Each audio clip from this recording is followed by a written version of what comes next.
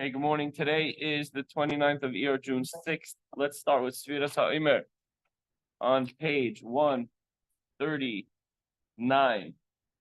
Last night we counted 44. Hayoim. Do that again. Let's count together. Hayoim. Arba. Arba. Yoim. Heim. Isha. Shavua. Hey. Yomim.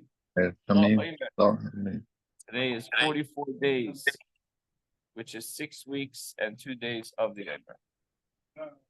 Okay. Now in Tanya. Question of the day: is too much of a good thing? Is there such a thing as too much of a good thing? In many instances, yes. But let's just get this out of the way. You can never have too much Torah. You can never have too much God. But there might be too much revelation. So, for example, I'm sitting right now. The sun just hit my neck. Too much sun is no good, right? You get burned. Where's Larry? Too much sun. He just got back from a sunny place. So, yesterday we were speaking about the Shekhinah that comes from Hashem. And Hashem is so detail-oriented that he is very specific on how much light of Hashem, how much godliness goes to each particular place.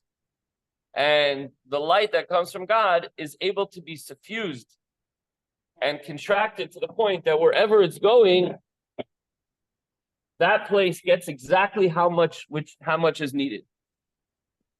Which means to say, if it gets too much light, just like you're outside in the sun, if you get too much sun and you're not wearing sunscreen and you're not protected, what happens? You get burned. So it's possible that too much Shekhinah, too much unfiltered light of Hashem, and the vessel that would be receiving it would not be able to endure it. Nevertheless, the higher the spiritual level, Moshe Rabbeinu, the Kodesh HaKadoshim, the Holy of Holies, the Ark, the tablets, the different things and different places and different times, was able to receive more light of Hashem. In today's lesson, the Shekhinah itself, going all the way back up the chain, the earliest origin of Hashem's manifestation, is too powerful to flow freely in our world without any garments. So the godly light has to be concealed, and the garments are Torah and mitzvahs. So just to really go straight to the end here, if you want to connect to the revelation of God in this world, learn Torah. Okay. Aval Hashchina Atzma Shehi Reishis HaGilui V'Karoi Ma She'ein Soif Baruch Hu Meir Loi Lamois V'Chines Gilui V'Hi Mekor Kol HaMshachos HaChayis Sheb'Chol HaOlamois. The Shekhinah itself, which we're talking about here, is the essence, the core of the Orei Soif, which gives light to the world in a revealed form, and which is the source of all streams of vitality in all the worlds. Again, we talked about the higher worlds, Atzilus, Bria, you can see it until we get to this world, Asiya.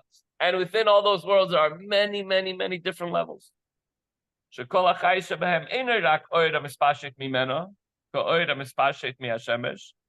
entire vitality being no more than the light which is diffused from it, like the light radiating from the sun.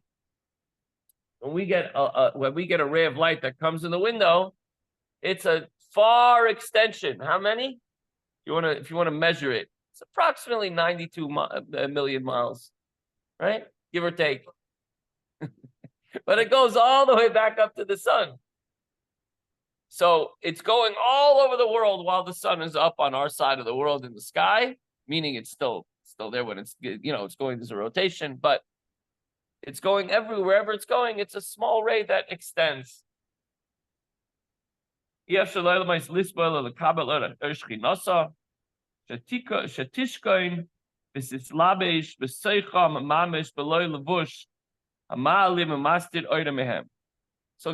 the Shekhinah itself, the source of all vitality of the world cannot endure or receive light of the Shekhinah, that it might actually dwell in and clothe itself in them without a garment to screen and conceal its light from them. And we talked about this also previously, that if you have a bulb and you want it to give light, I don't know how an LED works, but the bulb, you have the filament and you have the glass around it or whatever is holding it and the electricity that goes through it. But without those elements, the light cannot be contained. It would just go boom, and that's it. It wouldn't be contained. So too, the Shechina of Hashem needs a garment in order to be manifest in this world, in order to conceal its light so that we could able to withstand it. Oh, why can't we have more light from that light bulb? We want it to be so much brighter. It would just burst. It would smash. It wouldn't be able to even give the small light. So yes, it's concealed and it will give less light, but at least you'll have light. So the godliness has to be concealed, just like the sun. You go in the car and it's a bright day out, and you want to drive during the day and not at night because you can see the road clearer and it's nicer to be able to, have a good line of vision. People don't like to drive at night as much, but at the same time, we have to make sure that we're, if the sun is burning in your eyes, you can't see anything. You ever drove up the hill, Eagle Rock as the, Mincha time, if you ever drove that direction and the sun just burns in your eye, you literally can't see anything. So you have to have all the proper equipment to diffuse the light in order to be able to see.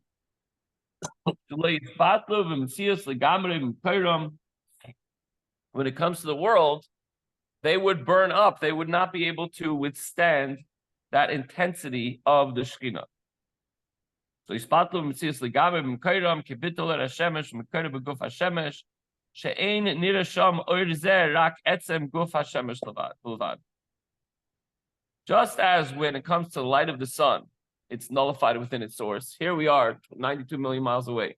But if you take that ray and you go all the way back to the source, you don't say, looking at the sun, oh, there's that ray, and now it's back in the sun. No, it's just the sun. The ray is non-existent. And the light cannot be seen, but only the integral mass of the sun itself. In order for the Shekhinah to dwell within the worlds and their creatures, there must be a garment which conceals the Shekhinah. Only then can creation receive the Shekhinah and not be nullified out of existence. Obviously, if we back up all the way, there is no rays of the Shekhinah. There is no extension. It's only Hashem. But in order for us to be able to exist, the light of Hashem has to be diffused and screened and garmented until we're able to function and to live with the Shekhinah amongst us.